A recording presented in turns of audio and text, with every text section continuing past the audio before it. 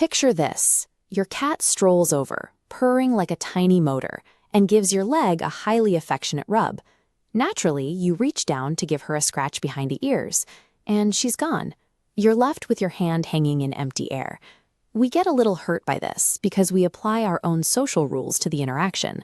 When a human initiates physical contact, like going in for a hug, it's a clear invitation for the other person to reciprocate. Because of that hardwired expectation, we assume the cat is playing games, being moody, or sending mixed signals. But she actually isn't doing any of those things. Your cat is communicating with absolute precision. The confusion happens entirely on our end because we're taking human physical grammar and applying it to a non-human language. To actually understand what just happened at your ankles, we have to stop looking at the behavior through a human lens and learn how to read a completely different biological dialect. For a cat, the world is overwhelmingly defined by smell, rather than what they see or physically feel. They are living in an incredibly dense, invisible environment of chemical signals.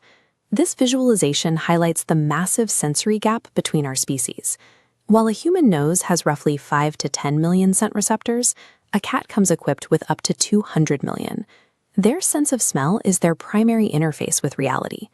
This anatomical map shows glands clustered on the cheeks, chin, forehead, and tail base. Rubbing these spots, called bunting, deploys unique pheromones. This physically transfers chemical markers onto your leg, actively overriding foreign, alien odors from the outside world and mixing your scent profiles together. Because of this scent mixing, that physical rub at your ankles serves a specific biological purpose. It is a powerful, undeniable declaration that you are completely safe, claimed, and officially part of their inner family tribe. Once that scent is transferred, the interaction is often over. In feline grammar, the rub is an entire conversation all on its own. Think of a friendly wave or a quick high five. It's a complete sentence that requires no follow-up. They've swapped scents and reinforced the bond. Mission accomplished. The moment you reach down to pet them, you take over the interaction. Cats are highly independent animals that prefer to call the shots, and suddenly losing control over their personal space can trigger an immediate retreat. On top of that need for control, a feline nervous system is incredibly sensitive to touch. The repetitive, continuous motion of a human hand stroking their fur can rapidly escalate from feeling pleasant to painful overstimulation, a condition known as petting-induced aggression. Knowing this, that quick physical exit suddenly makes perfect sense. Walking away simply allows the cat to preempt sensory overload. They are simply setting a physical boundary to ensure a highly successful social exchange ends precisely on their own terms.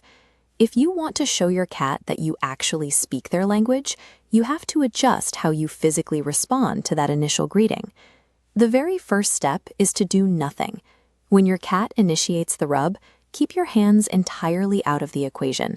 Just stand still and let them finish their scent marking. If your cat finishes their pass and confidently strolls away, simply let them go.